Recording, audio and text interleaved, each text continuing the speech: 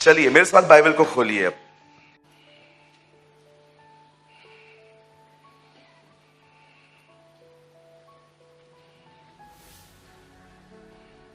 इब्रानियों की पत्री उसका 10वां अध्याय, Hebrews chapter 10। Open with me the book of Hebrews chapter 10।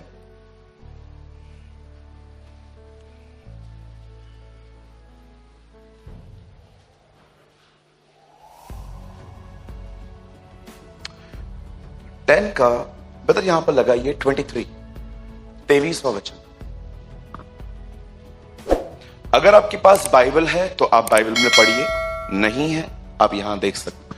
और अपने आशा के अंगीकार को दृढ़ता से थामे रहे, क्योंकि जिसने प्रतिज्ञा की है वह विश्वास योग्य है।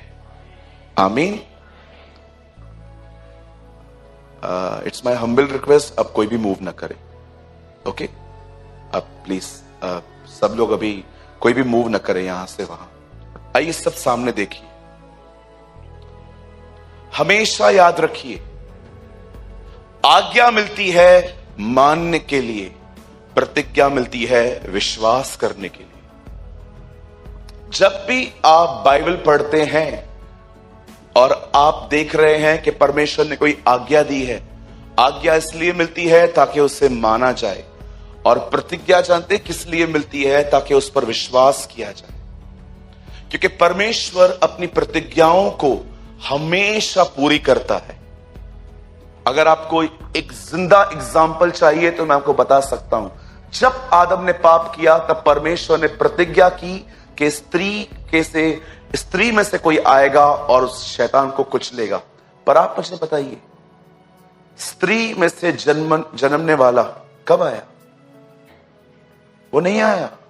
व्यवस्था आई, 10 आज्ञाएं आई, परमेश्वर ने प्रतिज्ञा की, पर हुआ क्या? आगे चल के यीशु नहीं आया, मूसा नई आज्ञाएं लेकर आ गया। लेकिन उसके बाद क्या हुआ? आखिर अंत में क्या हुआ? यीशु मसीह आया। आपने देखा, पौल कहता है जो प्रतिज्ञा परमेश्वर ने की उसे व्यवस्था न मिटा पाई, उसने फिर से अंत में प्रतिज्ञा ही पूरी की। आपको यह बात समझनी पड़ेगी कि परमेश्वर की प्रतिज्ञाएं, प्रतिज्ञा का मतलब क्या होता है? बहुतों के लिए ये वर्ड है ना बहुत अननोन, बहुत सीरियस है, पर इसका मतलब क्या है? Simple, you fulfil command, I fulfil my promise. Simple. और परमेश्वर के वचन में बहुत सारे वचनों में कोई भी वचन ऐसा नहीं है जिसमें खुदा ने खाली आपको कहा है मैं करूंगा। आपका भी कुछ हिस्सा है उसमें। कितने लोगों ने यह वचन पढ़ा है? जो चाहो मांगो तुम्हारे लिए हो जाएगा। पढ़ा है आपने? जो चाहो मांगो तुम्हारे लिए हो जाएगा, जो चाहो तुम्हारे लिए हो जाएगा। चलिए मैं आपको दिखाता हूं। आजकल बहुत बार हम ऐसा करते हैं। ब्रदर एक वर्ड लगाइए, 15:7 जॉन। यहां देखिए, यूहन्ना 15 अध्याय उसका 7वां वचन। यहां देखिए, यदि तुम मुझ में बने रहो और मेरी बातें तुम में बनी रहे तो जो चाहो मांगो तुम्हारे लिए हो जाएगा। मैंने आपको क्या बताया? प्रॉमिस के कमांड। खाली प्रॉमिस बताया, कमांड क्या है इसमें? तुम मुझ में बने रहो। ऐसी बहुत सारी बातें। मुझे एक आदमी ने कहा वचन में लिखा है। मैंने कहा क्या लिखा है? वो कभी ना छोड़ेगा ना कभी त्यागेगा। मैंने कहा उससे पहले क्या लिखा है? उससे पहले क्या लिखा है? उससे पहले जानते क्या लिखा है? तुम्हारा स्वभाव लोभ रहित हो, क्योंकि उसी ने आप कहा है वो कभी ना हमें छोड़ेगा ना कभी त्यागेगा। बहुत बार ऐसा होता है, हम लोग है ना प्रॉमिसेस ले लेते हैं, कमांड छोड़ देते हैं, फिर जानते हो बदनाम कौन होता है? पास्टर। इन्होंने भविष्यवाणी की, इन्होंने बहुत कुछ बोला। अच्छा मुझे एक बात बताइए, अगर आप में से कोई यहां पर बैठा हुआ है, ठीक है, मैं किसके ऊपर हाथ रख के कहता हूं ब्रदर परमेश्वर आपको ब्लेस करेगा, आशीष करेगा, ये करेगा वो करेगा। अगर मैंने आपके लिए प्रोफेसी की, ऐसे ही पूरी नहीं होने वाली। आपको वचन के अनुसार जिंदगी जीनी पड़ेगी। आपके लिए प्रोफेसी हुई, ब्रदर तू एक पास्टर बनेगा, और आप बाहर निकलने के बाद प्रेमानी ने बोला मैं पास्टर बनेगा। चमाट लगेगी, प्रेमानी ने बोली, चमाट लगेगी खुदावन की तुम्हें। आपको मैंने बोला चलो ब्रदर प्रभु आपको इस्तेमाल करेंगे, आपको पास्टर बनेंगे, और बाहर आप पान टपरी पे गए, चुना है क्या? और आप क्या बोलते दूसरे को, क्या हुआ? पास्टर बनेगा, मैं पास्टर बनेगा, पास्टर बनेगा। वो चर्च में जो ये उठाने का काम है ना, ये भी नहीं देखा खुदा। पास्टर बनना तो बहुत दूर है। ये जो हम लोग क्या बोलते, धरी क्या बोलते इसको, खुद समझो जो पढ़ा है ये भी उठाने का काम नहीं देगा खुदा तुम्हें, अगर तुम तंबाकू खा के भविष्यवाणियों पर विश्वास करते हो। कोई भविष्यवाणी ऐसे पूरी नहीं होती। भविष्यवाणियां तब पूरी होती हैं जब भविष्यवाणी करने वाले के साथ चला जाता है। कई सारे जो लोग हैं ना, कहते हैं ब्रदर हाँ ये देखो तुम्हारा स्वभाव लोभ रहित हो और जो तुम्हारे पास है उसी पे संतोष करो, ये आज्ञा है। प्रभु अगर मैं ये करूं तो आप क्या, उसके बाद आप क्या करोगे? मैं तुझे कभी ना छोड़ूंगा ना कभी त्यागूंगा। That's promise.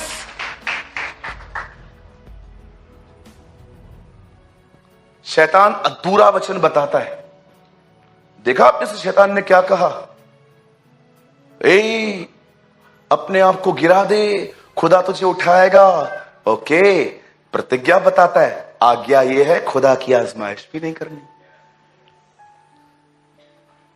हम में से बहुत लोग बड़े शाणे, बड़े सयाने, मैं प्रचार करूंगा ना, जो खुद को अच्छा लगेगा ना वो ले लेंगे, आज्ञाएं सब मुझे वापस करके जाएंगे, ये तू पाल ले।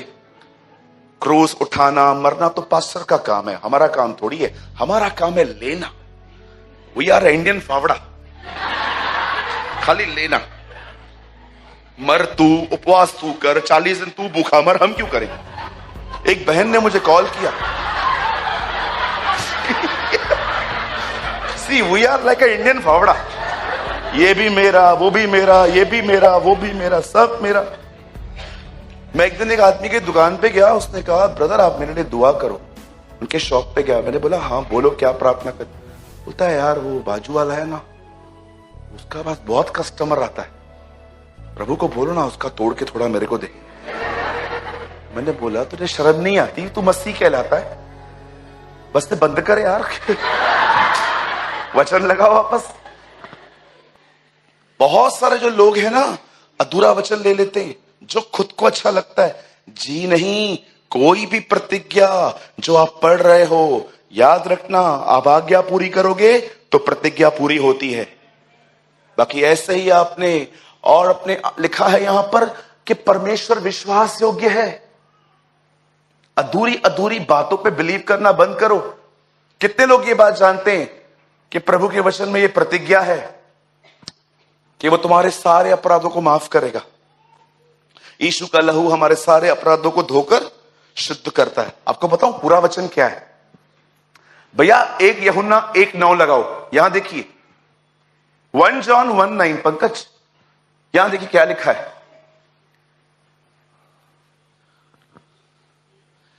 यदि हम अपने पापों को मान लें, भैया एक काम करो 8 से लगाओ। यदि हम कहें कि हम में कुछ पाप नहीं तो अपने आप को धोखा देते हैं और हम में सत्य नहीं है। 7 लगाओ। अब सुनो, नहीं 8। यस, यदि जैसा वह ज्योति में है वैसे हम भी ज्योति में चले तो हम एक दूसरे से सहभागिता रखते हैं और उसके पुत्र। क्या लिखा है? जैसा वो ज्योति में है वैसे तुम भी ज्योति में चलो। इसका मतलब सबसे पहले तुम्हें ऑनेस्ट बनना है। ज्योति का मतलब क्या है? वो आपको दिखाती है कि आपके अंदर अंधकार है। यदि आप अपने अंधकार को मानो तो उसका लहू तुम्हें माफ करता है। It's not a automatic. क्या लिखा है मुझे बताइए? ये तो किंतु परंतु इन शब्दों पे ध्यान दिया करो बाइबल में। तब क्यों, परंतु तब क्यों, इन शब्दों पे क्यों नहीं ध्यान देते हम? जबकि बाइबल बताती है पवित्र शास्त्र में लिखी हुई मात्रा और बिंदु भी बगैर पूरे हुए नहीं रहेगी। Dot, full stop, comma, question mark, सब काम का है। और हम लोग जानते हैं क्या करते, ये लाइन ले लेते उसका, इसके पे तो गीत भी बनते। No sir, this is wrong. पूरा वचन पढ़ो, अदरवाइज शैतान तुम्हें प्रतिज्ञाएं दे देगा और आज्ञा गुम, अपने आप को ऊपर से गिरा दे, हाथों हाथ उठा लेंगे। प्रतिज्ञा दे रहा था उसे, यीशु ने कहा आज्ञा भी तो है, अपने खुदावन खुदा की आजमाइश न कर। Have you noticed? डेविल से, जीसस से इट इज रिटन, और डेविल ने कहा इज इट, ऐसा है? डाउट्स? आइए अब मुझे लगता है भी शुरू कर देना चाहिए वचन। बदर वापस थीम वर्ड में आइए। आइए सब सामने देखिए, सुनिए। पर परमेश्वर की बाइबल के अंदर बहुत सारी प्रतिज्ञाएं हैं। कोई भी प्रतिज्ञा जो है, लगभग जितना कहूंगा 98% प्रतिज्ञाओं के साथ परमेश्वर की कोई आज्ञा जुड़ी हुई है। जब आप आज्ञा का पालन करते हैं, वो आपके लिए प्रतिज्ञा पूरी करता है। यदि तू विश्वास कर तो तेरा घराना उद्धार पाएगा। ये आज्ञा भी है कि सबसे पहले तू अपने फेथ पे खड़ा रहे, चाहे सताव आए तो आने दे, और इसी के कारण तेरा परिवार बचाया जाएगा। This is command and promise. मैं आपको बताना चाहता हूं प्रतिज्ञाओं का महत्व क्या है। मुझे लगता है आप में से हर व्यक्ति के पास एक नोटबुक होनी चाहिए, उस नोटबुक के ऊपर एक स्टिकर लगा होना चाहिए, और आपको उस स्टिकर पे लिखना चाहिए प्रॉमिसेस ऑफ गॉड। मैं आपको बताना चाहता हूं, मुझे परमेश्वर ने मेरे व्यक्तिगत जिंदगी, चर्च की बात नहीं कर रहा हूं, मेरी व्यक्तिगत जीवन के लिए 11 प्रतिज्ञाएं की हैं। मुझे परमेश्वर ने कहा है मैं आने वाले दिनों में तेरी जिंदगी में 11 प्रतिज्ञाएं पूरी करूंगा। Trust me. आपको पता है मैं ऐसे ढूंढ लेता हूं प्रभु के अनुग्रह से प्रतिज्ञाओं को। मुझे आज भी याद है, मैं हर दिन प्रेमानी खानदान के लिए दुआ करता हूं, हर व्यक्ति के लिए दुआ करता हूं। एक दिन मुझे शैतान ने कहा ये लोग कैसे आएंगे, तेरा परिवार आ गया ना, ये लोग कैसे आएंगे। आपको पता है मैंने उसकी बात मान ली। मैंने कहा हाँ बात तो सही है ना, मेरा परिवार तो आ गया, ये लोग कैसे आएंगे। एक दिन मैं निर्गमन पढ़ रहा था, उसमें मूसा ने फिरौन को कहा मेरे लोगों को जाने दे। मूसा ने कहा फिरौन ने कहा एक काम करो, औरतों को ले जाओ। मूसा ने कहा नहीं, सब जाएंगे हम, ठीक है जेंट्स को ले जाओ, नहीं ठीक है बच्चों को ले जाओ। आपने देखा सबको निकाला उसने। कितने लोग ये बिलीव करते हैं सब जाएंगे, सब जाएंगे। अगर आपके अंदर विश्वास है ना, आप परमेश्वर की प्रतिज्ञाओं पर ईमान रखेंगे कि प्रभु ने कहा है। आपको पता है कौन से लोग प्रतिज्ञाओं पर विश्वास नहीं कर पाते? जिनको ऐसा लगता है आधा बोझ मुझे, आधा खुदा को उठाना है, वो लोग नहीं कर पाते। यहां पर लिखा है अपने आशा के अंगीकार को दृढ़ता से थामो। इसका मतलब जो तुम कन्फेस करते आए हो उसे करते रहो। क्यों? क्योंकि तुम नहीं, जो पूरा करेगा वो विश्वास योग्य है। He is a faithful God. अपने आशा के अंगीकार को थामो। क्या स्टार्ट किया था तुमने? मुझे बताइए, आपने लास्ट टाइम अपनी फैमिली के लिए क्या कन्फेस किया था? क्या आपने अपने मॉम डैड, भाइयों के लिए, बहनों के लिए क्या आपने बोलना स्टार्ट किया है? प्रभु आपके वचन में लिखा है यदि मैं विश्वास करूं मेरा परिवार बचेगा। आई कन्फेस, मैं विश्वास करता हूं जो मैं कह रहा हूं वो मैं देखूंगा। हमारा प्रॉब्लम यह है, और जानते हो खुदा कैसा है? हमारा प्रॉब्लम यह है हम जो देखते हैं वो बोलते हैं, खुदा जो देखना चाहता है वो बोलता है। हम क्या बोलते? हम बोलते क्या है? हम जानते क्या बोलते हैं? मैं बीमार हूं, मेरे पास पैसे नहीं है, मैं डल हूं, मुझसे कुछ नहीं होना, मुझे ये नहीं होना। कभी आपने सोचा है how negative minded you are? कितने नकारात्मक हैं कुछ लोग, जो मन में आया बोल देते हैं, जो मन में आया बोल देते हैं। मैं हमेशा एक क्लासिक एग्जांपल देता हूं, मैं आज भी देता हूं। दीपेश कम, मैं आपको बताता हूं। एक वर्ड लगाइए ब्रदर, 6:28 मती। मुझे लगता है आप में से कुछ लोग की लैंग्वेज है ना आज थोड़ी चेंज होनी चाहिए। दीपेश सामने कैमरा की तरफ देखिए। पंकज है तो वही 6:28 लगाइए, ऊपर जाइए 27 लगाइए।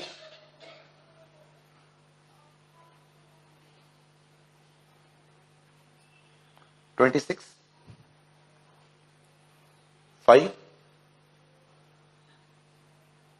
4 5 हाँ 5 25।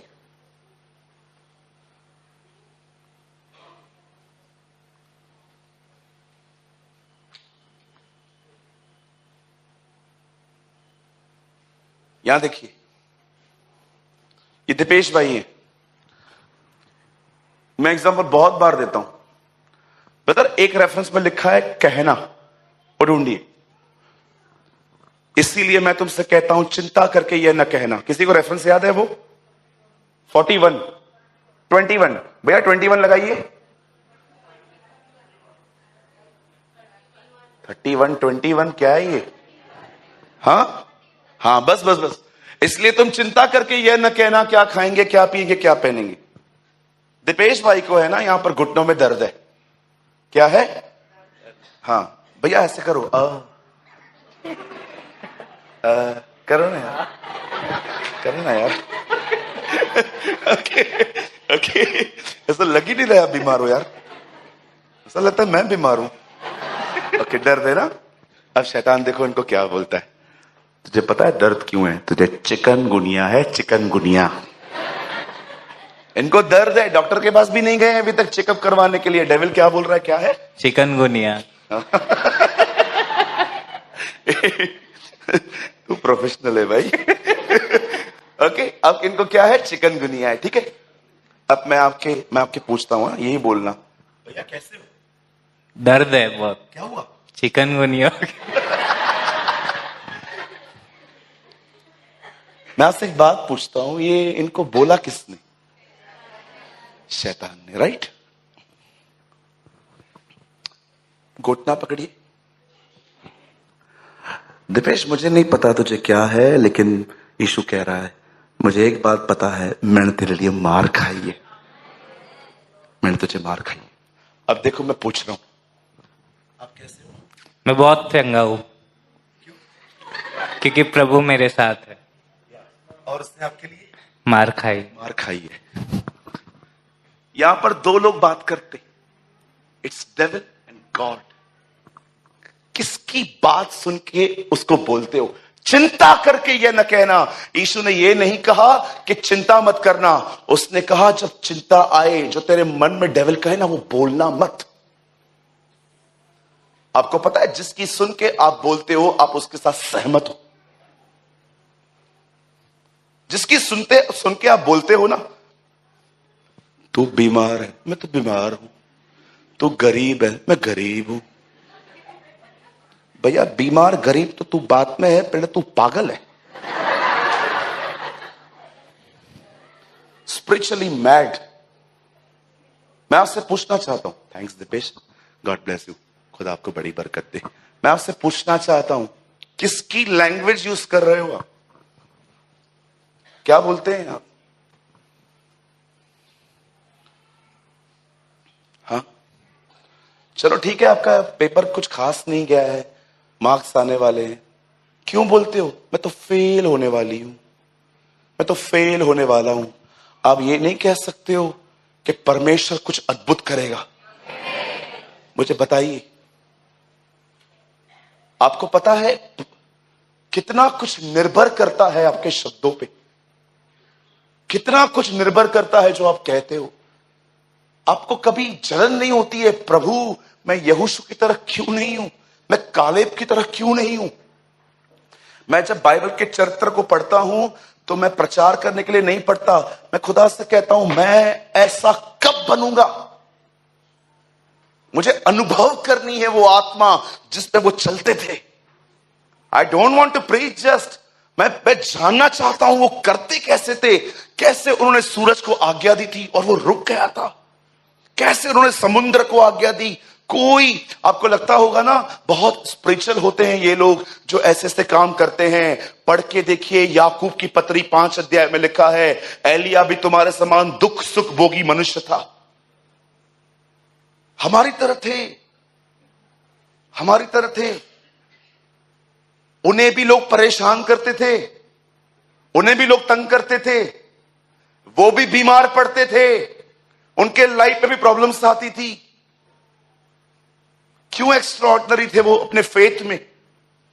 क्योंकि वो बहुत कुछ जान गए थे कि परमेश्वर शब्दों को आदर देता है, परमेश्वर शब्दों को महत्व देता है। आप जानते हैं, मैं आज अपना मैसेज थोड़ा छोटा कर दूंगा क्योंकि मुझे ऐसा लगता है मैंने मैसेज शुरू ही नहीं किया अभी। नाउ लिसन टू मी।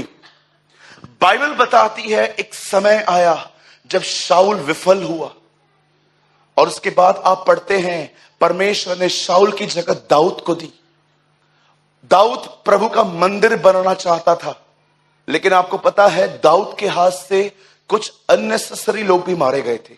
खुदा ने साफ कहा, दाऊद तू मेरा घर नहीं बना पाएगा क्योंकि तूने बहुत सारी हत्याएं की हैं, तेरे हाथों में बहुत खून लगा हुआ है। आप जानते हो जब परमेश्वर ने देखा कि दाऊद के हाथ से बहुत सारी हत्याएं हुई हैं, कलाम पाक कहता है उसका मंदिर सुलेमान ने बनाया। आप जानते हो सुलेमान को वो मंदिर बनाने में 7 साल लग गए, 7 years। 7 साल के बाद जब सुलेमान अपने लोगों के साथ उस मंदिर में गया, लाखों बलिदान किए उसने, भेड़ बकरियां। आप पढ़ सकते हो कैसे उस दिन सबको उसने बलिदान किया। और आप जानते हो, यहां देखिए, उस खून की जगह पे खड़े होकर सुलेमान ने परमेश्वर से वहां पर एक बात कही थी जो आज बहुत सारे लोगों को नहीं पता है। आपको पता है एक टेंपल है, उस टेंपल में उन लोगों ने बलिदान किए और बलिदान करने के बाद उस ब्लड के बीच में खड़े होके सुलेमान परमेश्वर को एक बात कहता है। वो उसे कहता है, सुन, इस भवन में तेरा नाम बसा हुआ है और मैं तुझसे एक विनती करता हूं, आज के बाद जब मरी चले, जब तलवार चले, जब इजराइल पे तरह तरह के संकट आए, मैं तुझसे कहना चाहता हूं, जो कोई इस मंदिर में आए और तेरी दुहाई दे तो उसकी सुन लेना। आपको पता है सुलेमान ने खुदा का हैकल बनाने के बाद वहां पर खड़े होके परमेश्वर से कहा था, एक वाचा बांध हमारे साथ कि जब कभी यहूदी यरूशलेम के निवासी यहां पर आएंगे वो तुझे पुकारेंगे, चाहे कोई भी संकट हो तो उनकी सुन लेना। आप जानते होंगे उसके बाद सुलेमान मर गया और सुलेमान के ही वंश में आगे चल के कलाम पाक कहता है उसके वंश में एक राजा पैदा हुआ जिसका नाम था यहोशापात। जब यहोशापात को पता चलता है कि 3 देश के लोग उस पर चढ़ाई करने के लिए आ रहे हैं, लिखा है वो डर गया। जानते हो क्यों डर गया? क्योंकि यहोशापात इजराइल का नहीं, मात्र एक गोत्र का राजा था जिसका नाम था यहूदा। छोटे से ट्राइब का किंग था वो जानता था ये लोग बहुत ज्यादा हैं, ये आएंगे हमें खत्म कर देंगे। जानते हो उसने क्या किया जब वो डर गया? सुनिए, जब आपको डर लगे बैठो मत, खाली एम्प्टी मत बैठो। वो डर आपकी सोल को जकड़ लेगा, आपको डर लगेगा। समझिए, आपको किसी चीज का डर है कि अगर ये नहीं हुआ चीज तो बाप रे फिर मेरे साथ क्या होगा, मैं कैसे सरवाइव करूंगा अगर ये चीज मेरे साथ नहीं हुई तो। अब आप देखो बहुत लोग क्या करते हैं, जब वो डरते हैं ना, स्टेप नहीं लेते हैं, वो बैठ जाते हैं और वो फियर उन्हें तोड़ के रख देता है। 365 बार बाइबल में ये नहीं लिखा है पाप मत करो, पर 366 बार बाइबल में ये लिखा है डरो मत। Don't be afraid, don't be afraid, डरो मत, डरो मत।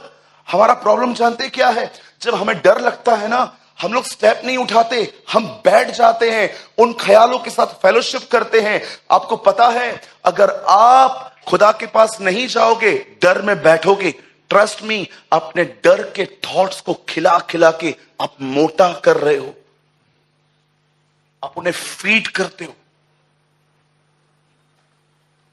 कोई समय था, मैं रात को घर पे सोया हुआ था अकेले अपने रूम में, 4 साढ़े 4 बजे थे। मैं लेटा हुआ था, फैन मेरे ऊपर था।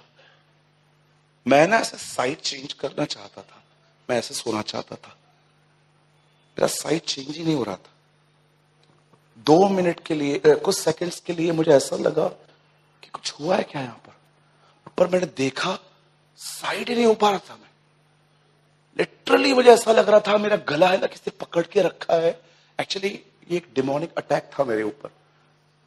मुझे ऐसा लग रहा था मेरा कोई गला घोट रहा है। आप बिलीव करेंगे, कम से कम 30 सेकंड तक किसी ने मुझे पकड़ के रखा था। वो दिख नहीं रहा था मुझे, लेकिन मैं फील कर रहा था कोई था जो मुझे मारने की कोशिश कर रहा था। आपको पता है मैंने क्या किया?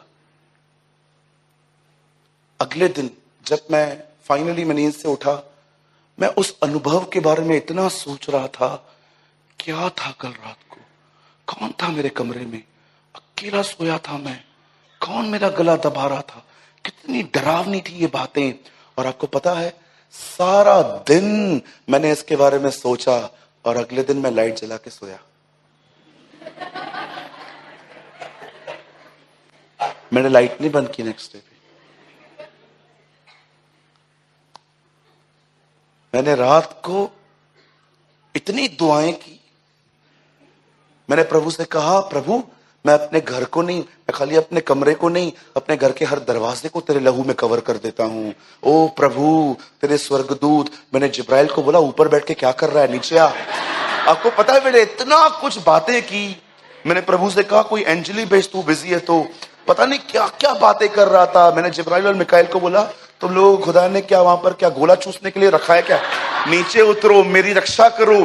पता नहीं क्या क्या बोले जा रहा था। मैंने अगले दिन अपने दोस्त से भी ये बातें शेयर की, वो भी हंस रहा था, बोल रहा था पागल हो गया है। मैंने बोला पागल नहीं हो गया हूं, तुझे क्या पता मेरे साथ क्या हुआ था? पता नहीं कौन डायन थी, कौन था, मुझे क्या पता थी। और आप विश्वास कीजिए, अगले 5 दिन तक मेरे घर में रात की बत्ती जल रही थी। मेरे पिताजी मुझे अगले दिन पूछ रहे थे तू सोता नहीं है रात को? क्योंकि लाइट तो हर कोई आई थिंक बंद ही करके सोते हैं, क्योंकि कभी कभी आंखों में लाइट जाती है। 5 दिन तक मुझे प्रभु ने, 6वें दिन जब मैं थोड़ा होश में आया, तब मुझे प्रभु ने कहा या कोई डीमन था। यस, वो डीमन था, तुझे मारने नहीं आया था, मैं खड़ा था उधर, डोंट वरी। लेकिन याद रख सूरज, जब तू आगे बढ़ता है ना, ये बातें इनको बर्दाश्त नहीं होती। ये तुझे कुछ नहीं कर सकते, ये जस्ट तुझे डराने की कोशिश करते हैं। मैंने प्रभु से कहा आप क्या कर रहे थे वहां? आपको लगता होगा ना मैं मजाक कर रहा हूं। याद रखिए, तुम्हें कभी बुखार नहीं हुआ है ना, तुम कभी किसी दूसरे के बुखार को देख के कंपैशन में आ ही नहीं सकते। खुदा अपने लोगों के साथ बहुत कुछ होने देता है, मात्र इसीलिए ताकि वो दूसरों के दर्द को पहचान पाए, समझ पाए। आज कोई भी मेरे सामने आता है ना, वो अधूरी बात भी पूरी करेगा ना, मुझे समझ में आ जाता है क्या हुआ है, क्योंकि मैंने अनुभव किया। और डोंट वरी, ये सबके साथ नहीं होता है। डोंट थिंक के नो, आपको बताऊंगा कभी किन लोगों के साथ होता है।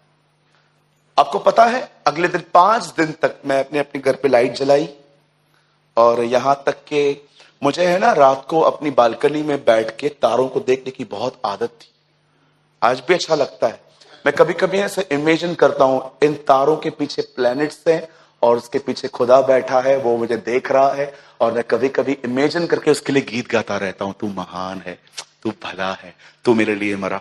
5 दिन तक मैं बालकनी में नहीं बैठा, क्योंकि हमारी बालकनी के नीचे बहुत अंधेरा रहता है, तो मुझे लग रहा था वो नीचे ही खड़ी है।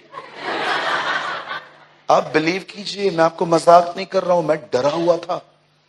अब किसको बताऊं ये बातें? एक है हमारे महाराष्ट्र में अंकल रहते हैं, मैंने उनको कॉल करने के लिए पूछा, अंकल ऐसा भी होता है क्या? मैंने उनको कॉल किया तो उन्होंने मुझे बोला बकवास बंद कर, सो जा। तो मैं समझ गया ये बातें सब नहीं समझ सकते, जिनके साथ घटी हैं वही समझ सकते हैं कि कोई है यहां पर जिसको ऐसे अनुभव मिले। Oh my God. तो मेरा सवाल है, तुम लोगों ने भी लाइट जलाई थी? कितने लोगों ने लाइट जलाई थी? Thank you Lord. मुझे लगा मैं अकेला डरपोक हूं। प्रभु महान है, मेरे साथ सेना है डरपोकों की।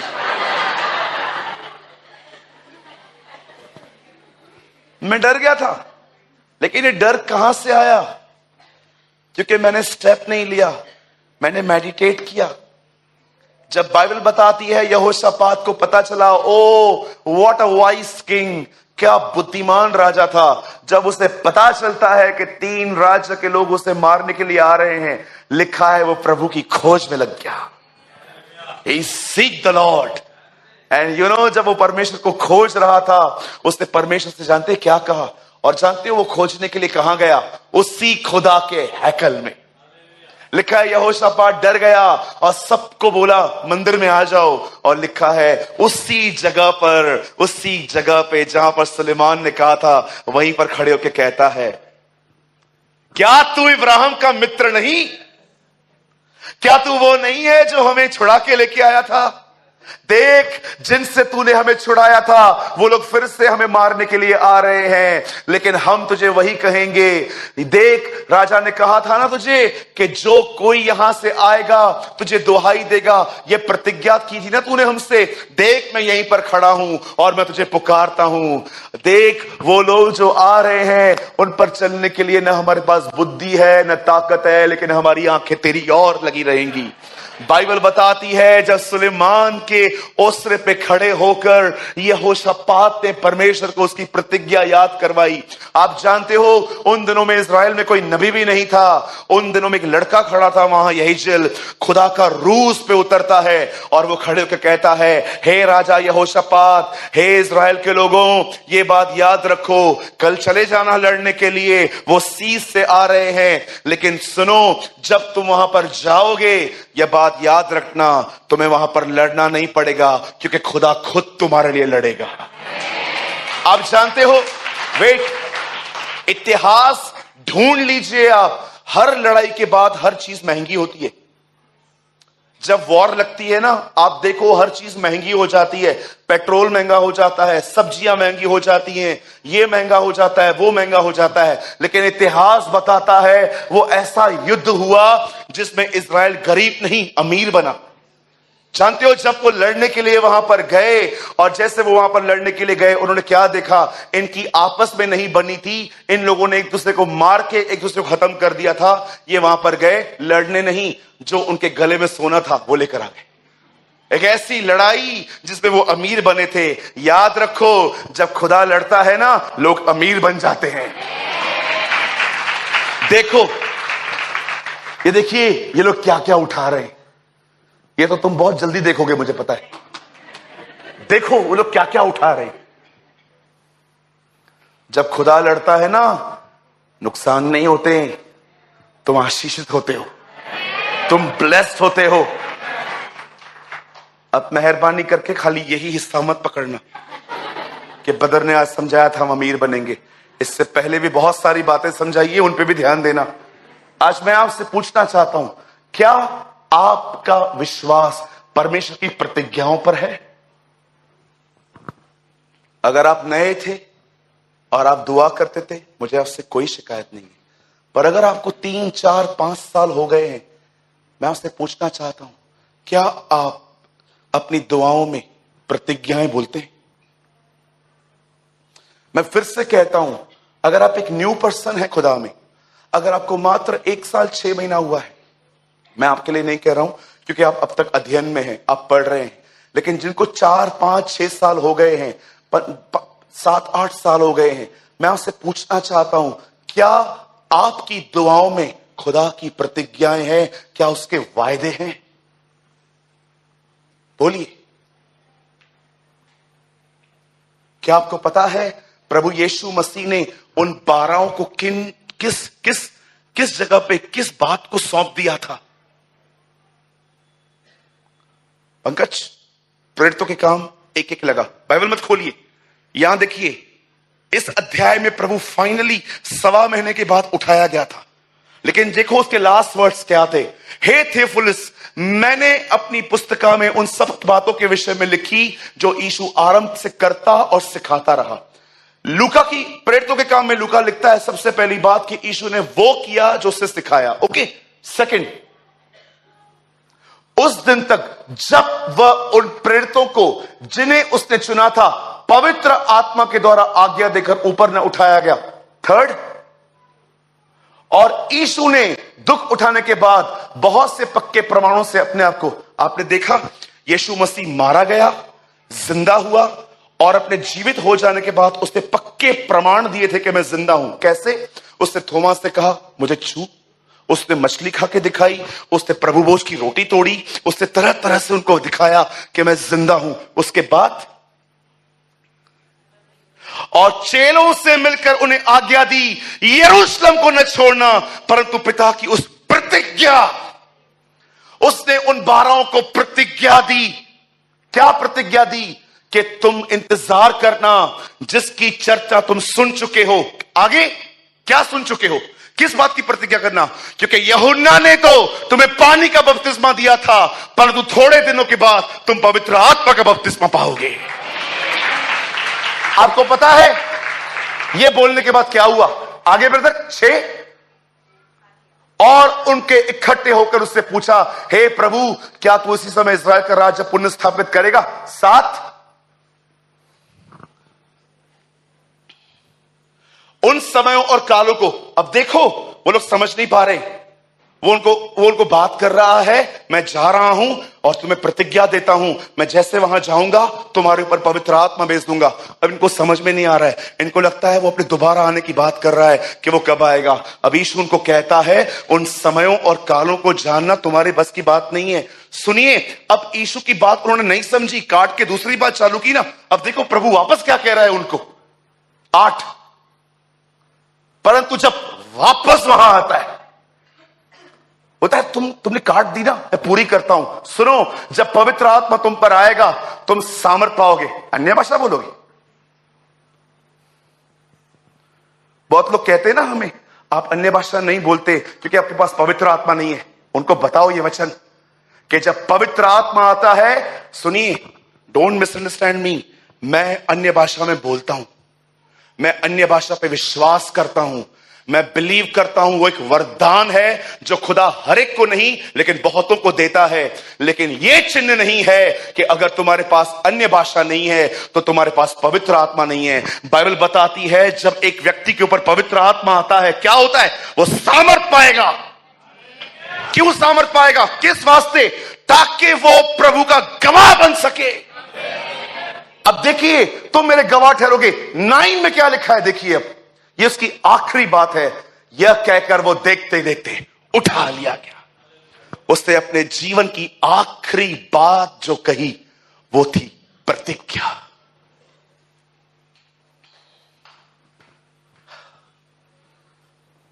उसने उन्हें प्रतिज्ञा दी, उठा लिया गया।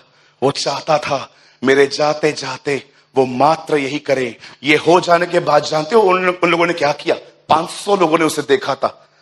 कमरे तक पहुंचते पहुंचते पहुंचते पहुंचते उन्होंने पीछे देखा, 380 घर लौट गए थे। सबको लगा छोड़ना यार, लेकिन 120 ऊपर गए। Now listen to me, Jehovah witnesses, जो यहोवा के साक्षी कोई बैठा है, मैं तुमसे बात कर रहा हूं। अब आप बोलते हैं ना यहोवा सब कुछ है। पवित्र आत्मा यहोवा के मानने वालों पर नहीं, जो यहोवा के पास यीशु के नाम से गए उन्हें मिला।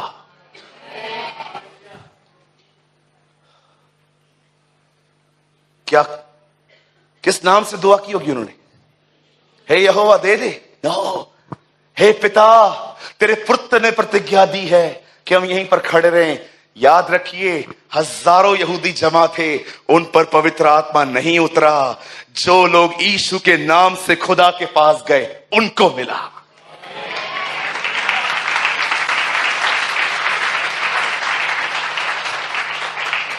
जो लोग हमारे प्रभु यीशु मसीह को नीचे करते हैं ना, उनको कहना चाहता हूं he is equal with God.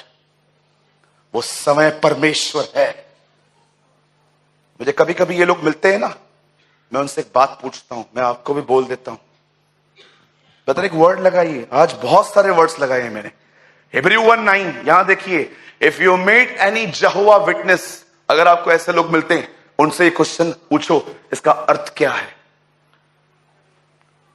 8 में जा भैया,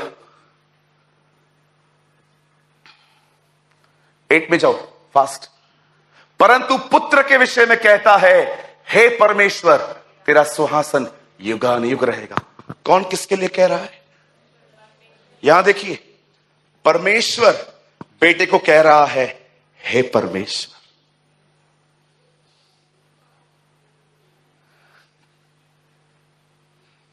कभी आपने ये वचन पढ़ा है ठीक से? चलो ठीक है, थोड़ा कम समझ में आ रहा है ना, 7 में आते हैं, चलो पूरा समझा देता हूं 1 मिनट में। सुनिए, और स्वर्ग दूतों के विषय में वह यह कहता है, वह अपने दूतों को पवन और अपने सेवकों को ददकती आग बनाता है। अब 8 में देखो, वो एंजल्स के बारे में कहता है कि ये आग है, परंतु पुत्र के विषय में कहता है, ऐ खुदा। God called Jesus, oh God.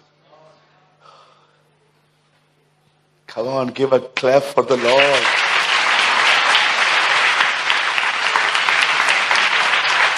आप बिलीव कर सकते हैं, वही सृष्टि का मालिक यीशु को कहता है, तेरा सिंहासन युगानुयुग रहे। आपको पता है हमारे खुदा में सबसे अच्छी बात क्या है? हमारे यहोवा प्रभु में, अगर आप उसके पास जाओगे ना, कहोगे ना, थैंक यू तूने मेरे लिए अपनी जिंदगी दी, वो कहेगा यीशु ने दी है। अब यीशु को कहोगे ना, यीशु थैंक यू आपने मेरे लिए अपना जीवन दिया, वो कहेगा उसने भेजा मुझे। और आप पवित्र आत्मा को कहोगे ना, थैंक यू आप आए, मैं उन दोनों की महिमा के लिए आया हूं। आपको पता है इन तीनों में अमेजिंग बात क्या है? एक दूसरे को उठाते हैं।